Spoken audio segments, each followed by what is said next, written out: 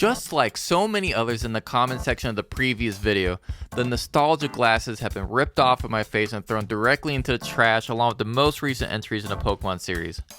I'm not gonna lie, making the last video I was unsure how the community's reaction would be when stating that I was a Gen 1er. I could not see the flaws in the Pokemon series, and it took playing Power World and revisiting Pokemon to really get a grip on how I felt. If you did not watch the video, go check it out now so you have a general idea of what I'm talking about.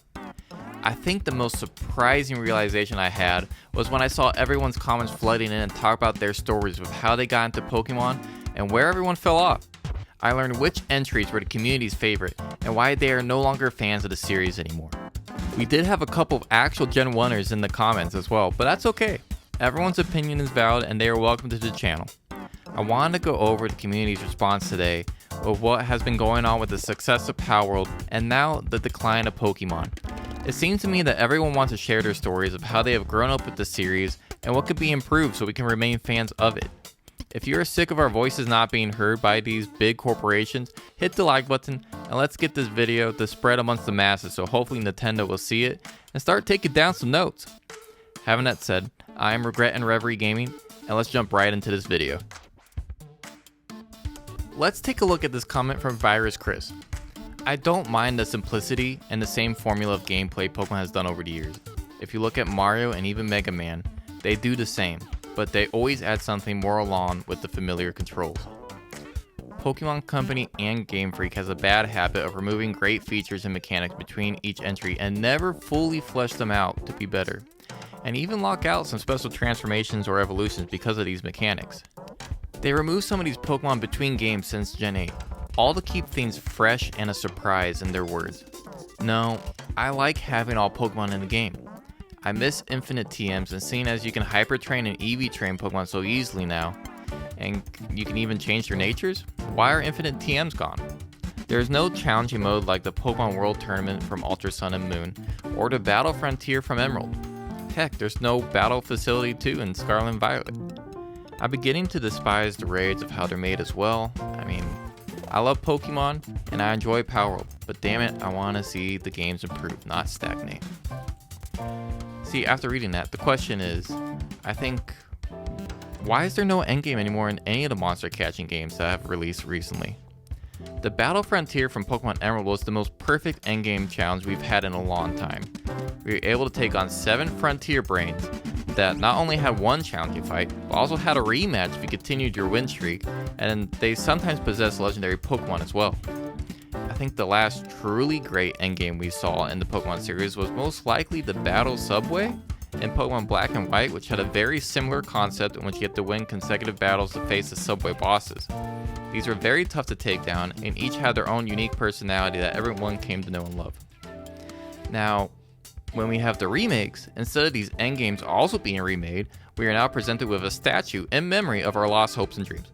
If these games are being remade, they should include all content from the originals instead of throwing them away for us just to remember how good we used to have it. My honest opinion is that Game Freak does not want to take any extra time to include these features and just find any excuse to not include them. Such as, oh, they were not in the original Ruby and Sapphire release of the game. Does anyone really believe that? And does anyone ever want the original release of the game to be remade? When the final third entry always is more refined and packed with the most features. Going back to Virus Chris's comment, I would have to agree that Game Freak has a bad tendency to remove features that everyone came to love. The best feature to come out of Generation 6 was the Mega Evolutions. Not only did they spice up the gameplay and introduce another layer of strategy into the game, but also added a very unique and simply cool designs to some of our favorite Pokemon. I just wish they weren't taken out in later entries. Rest in peace, Flygon. Your day will come when you are shown some love again. Anyways, I would much rather have more Mega Evolutions included in every entry rather than switching up the mechanic to Z moves, which I kinda think was the weakest feature they had it added into a game. And then we have raid battles and Terra typing replacing them. Game Freak is far too eager to take out features that require more work like Mega Evolutions to be replaced with just larger Pokemon or Pokemon that wear crystal hats. Unlimited Slash actually said something that really resonated with me on how the series could be improved upon. I think that Game Freak should be removed from the main Pokemon game's development. They actively refuse to hire more people for ever more complex developments, resorting to extensive crunch and mediocre results due not only for a lack of personnel, but also poor management. We are no longer in the era of the Game Boy Color, where you can make the same game with the same 20 people. When we really take a look at what is going on behind closed doors of the developers, we see that Game Freak doesn't want to make these games anymore. They rather make new IPs like Little Town Hero and Tembo the Badass Elephant, and I can't blame them for that. After 20 something years of making the same game over and over again, as a studio I would be dying to make something new and exciting. Since they clearly showed the lack of passion to continue the series, why doesn't Nintendo hand the franchise over to a new developer that is dying to work with the Pokemon series and can spend the time and resources that the series needs? When this happens, we are given some of the best spin-off games we have ever seen. Pokemon Colosseum and XD show that in the right hands, the games can truly still be something special. The animation work, the gameplay loop of the challenging double battles, even the graphics of these games are something to write home about, as they still kind of hold up today. Genius Sonority really hit it out of the park in the graphics department with Battle Revolution, with by far the most impressive showing of what a full-fledged battle can look like between two Pokemon, even though the gameplay was severely lacking in that game.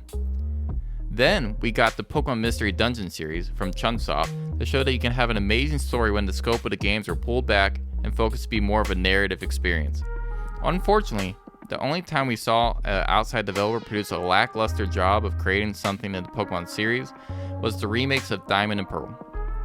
These were a little too faithful to their original counterparts that were not actually good games until they received the third iteration. I'm unsure if that is due to their own choice or the directive they received from Nintendo and Game Freak. Regardless, we actually have solid evidence that an outside developer can create an amazing Pokemon experience if they are passionate about the source material. It has truly been eye-opening seeing everyone's comments and realizing that most of us are on the same page now. We all have very fond memories growing up with Pokemon, either starting with the first generation or just getting into it, and we all just want better for the franchise. Pokemon and Palworld can live in harmony and in the same space as each other as long as we all learn to accept the other game for what it is and what it does better than the other.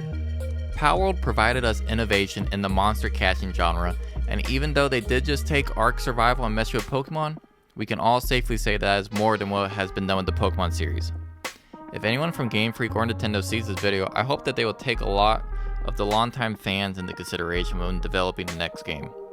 We know that the games are meant for children, but a lot of the fan base is adults that have grown up with it since they were a child and would like to enjoy it further. If you liked this video, please hit the like button and subscribe to the channel. This really helps ensure I can keep producing more videos like this in the future. Also, if you have any ideas of what future videos I should be producing, please leave a comment and let me know. I love to dive into some of the older Pokemon games or other cult classics such as Nier, or retro games like Billy Hatcher. Thank you all for watching this video. If you like heavy metal like Bad Omens or Sleep Token, check out my band CZYK. Thank you all for tuning in. I will see you next time.